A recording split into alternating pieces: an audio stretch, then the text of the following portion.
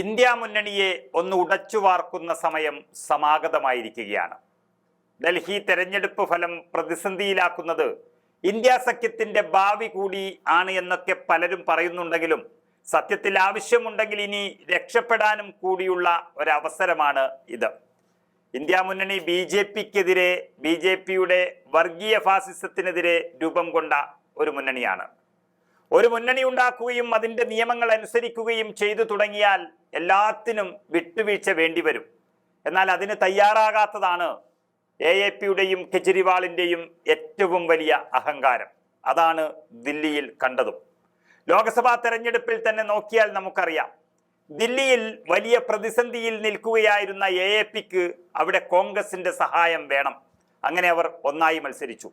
എന്നാൽ പുതുതായി അധികാരത്തിൽ വന്ന് തിളങ്ങി നിൽക്കുകയായിരുന്ന പഞ്ചാബിൽ അവർക്ക് കോൺഗ്രസിനെ വേണ്ട. അതുകൊണ്ട് പഞ്ചാബിൽ വെവ്വേറെ മത്സരിച്ചു. എ.പി.യുടെ നിർബന്ധമായിരുന്നു അത്. പക്ഷെ പഞ്ചാബ് ഒന്നടങ്കം കോൺഗ്രസിനെ അനുകൂലിച്ചു എന്നത് മറ്റൊരു സത്യം. എന്നാൽ ദില്ലിയിൽ അന്ന് ഒന്നിച്ചു മത്സരിച്ചത് ഓർക്കണമായിരുന്നു കെജ്രിവാൾ. ലോക്സഭാ തെരഞ്ഞെടുപ്പ് മാതൃകയിൽ തന്നെ കോൺഗ്രസും ആം ആദ്മി പാർട്ടിയും ഒരുമിച്ച് നിയമസഭാ തെരഞ്ഞെടുപ്പിനെ നേരിട്ടിരുന്നുവെങ്കിൽ ഫലം വ്യത്യസ്തമാവുകയും ഇന്ത്യ മുന്നണി ദില്ലിയിൽ അധികാരത്തിൽ വരികയും ചെയ്യുമായിരുന്നു. അങ്ങനെ ഒരു വിലയിരുത്തലാണ് ഇപ്പോൾ പുറത്തു വന്നിരിക്കുന്നത്. അതിൽ ഏറ്റവും വലിയ ഉദാഹരണങ്ങൾ മാത്രം എടുത്താൽ മതി. കെജ്രിവാൾ തോറ്റത് 4000 വോട്ടിന് താഴെയാണ്. അവിടെ കോൺഗ്രസിന് ലഭിച്ചത് 4500 വോട്ടാണ്. അതിനേക്കാളും കഷ്ടം ഉപമുഖ്യമന്ത്രി മനീഷ് സിസോദിയ തോറ്റത് 720 വോട്ടിനാണ്. എന്നാൽ കോൺഗ്രസ് ആ മണ്ഡലത്തിൽ നേടിയത് 7000-ലധികം വോട്ടാണ്. അങ്ങനെ ഒട്ടനവധി മണ്ഡലങ്ങളുണ്ട്. എ.പി.യുടെ പരാജയത്തിന് കാരണമാകാൻ കോൺഗ്രസിന്റെ വോട്ടുകൾ. കോൺഗ്രസിന് എ.പി.യെ ജയിപ്പിക്കാൻ കരാറെടുത്തിട്ടൊന്നുമില്ല.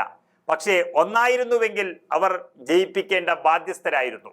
പക്ഷേ കോൺഗ്രസ് അവരുടെ മുന്നേറ്റം കാഴ്ചവെച്ചു. 4% നിന്ന് 7%-ലേക്ക് അവരുടെ വോട്ടുകൾ ഉയർന്നു. ജയിക്കാനായിട്ടില്ല എന്നുള്ളത് മറ്റൊരു വസ്തുത. കെജ്രിവാളിന്റെ പിടിവാശിയാണ് ഇങ്ങനെ രണ്ടായി നിന്ന് ഇന്ത്യ മുന്നണിയെ തകർത്ത് കളഞ്ഞത് അദ്ദേഹമാണ്. വെറും 15 സീറ്റുകൾ മാത്രം നൽകിയിരുന്നുവെങ്കിൽ കോൺഗ്രസ് സമ്മതിക്കുമായിരുന്നു. 70-ൽ ബാക്കി വരുന്ന 55 സീറ്റിലും എ.പി.ക്ക് മത്സരിക്കാമായിരുന്നു. അത് നൽകിയില്ല എന്ന് മാത്രമല്ല, രാഹുൽ ഗാന്ധിയെയെല്ലാം രാജ്യദ്രോഹി എന്നുള്ള രീതിയിൽ അപമാനിച്ചുകൊണ്ടേയിരുന്നു കെജ്രിവാളും സംഘവും. കോൺഗ്രസ് ദില്ലിയിൽ ഇല്ല എന്ന് പ്രചരിപ്പിച്ചുകൊണ്ട് ബി.ജെ.പിയാണ് തങ്ങളുടെ എതിരാളി എന്ന് വരുത്തി തീർക്കാൻ കെജ്രിവാൾ ശ്രമിച്ചുകൊണ്ടേയിരുന്നു. ബി.ജെ.പിയെയാണ് ഹൈലൈറ്റ് ചെയ്യാൻ അദ്ദേഹം ശ്രമിച്ചുകൊണ്ടിരുന്നത്. അങ്ങനെ സ്വന്തം മുന്നണിയിൽപ്പെട്ട, അല്ലെങ്കിൽ സ്വന്തം മുന്നണിയെ നയിക്കുന്ന ഒരു പാർട്ടിയെ തന്നെ അപമാനിച്ച ആം ആദ്മി പാർട്ടിയെ ഇനി ഇന്ത്യ മുന്നണിയിൽ നിന്നും ഒഴിവാക്കുന്നതാണ് ഏറ്റവും നല്ലത്. അത്തരത്തിലൊരു തീരുമാനത്തിലേക്കാണ് എല്ലാവരും എത്താൻ പോകുന്നത്. നമുക്കറിയാം, ജമ്മു കാശ്മീരിൽ കോൺഗ്രസ് താരതമ്യേന കുറവായിരുന്നിട്ട് പോലും ഒമർ അബ്ദുള്ളയും അദ്ദേഹത്തിന്റെ പിതാവ് ഫറൂഖ് അബ്ദുള്ളയും നാഷണൽ കോൺഫറൻസിന് മാത്രം അവിടെ വലിയ പ്രാധാന്യം നൽകാതെ കോൺഗ്രസിനും രാഹുൽ ഗാന്ധിക്കും വളരെയധികം പ്രാധാന്യം നൽകിക്കൊണ്ട് തന്നെ ഇന്ത്യ മുന്നണിയായി മത്സരിച്ചു. അർഹിക്കുന്ന സ്ഥാനം നൽകി ബഹുമാനിച്ചു. എന്നാൽ കെജ്രിവാളിന് കോൺഗ്രസിനെ പുച്ഛമായിരുന്നു. ലോക്സഭാ തെരഞ്ഞെടുപ്പിന് ശേഷം ഇന്ത്യ മുന്നണി കൃത്യമായി യോഗം ചേർന്നിട്ടില്ല. അതും കെജ്രിവാളിന്റെ ഒരു പിടിപ്പുകേടായിരുന്നു. അപ്രതീക്ഷിതമായി ഹരിയാന, മഹാരാഷ്ട്ര പരാജയങ്ങൾക്ക് ശേഷം ഇപ്പോൾ ഡൽഹി ഭരണം കൂടി കൈവിട്ടത് മുന്നണിയിലെ പ്രതിസന്ധി രൂക്ഷമാക്കി എന്നതിനപ്പുറം എല്ലാവരും അരവിന്ദ് കെജ്രിവാളിനെതിരെ തിരിഞ്ഞു എന്നുള്ളതാണ് സത്യം. കെജ്രിവാളിനെതിരായ ജനവിധി എന്ന് മാത്രമായി ചുരുക്കിക്കാണാനുള്ള കോൺഗ്രസ് ശ്രമമുണ്ട് എന്ന് പറയുന്നുണ്ടെങ്കിലും അത് മറ്റു പാർട്ടികൾ അംഗീകരിക്കുകയും ചെയ്യുന്നു എന്നുള്ളതാണ് സത്യം.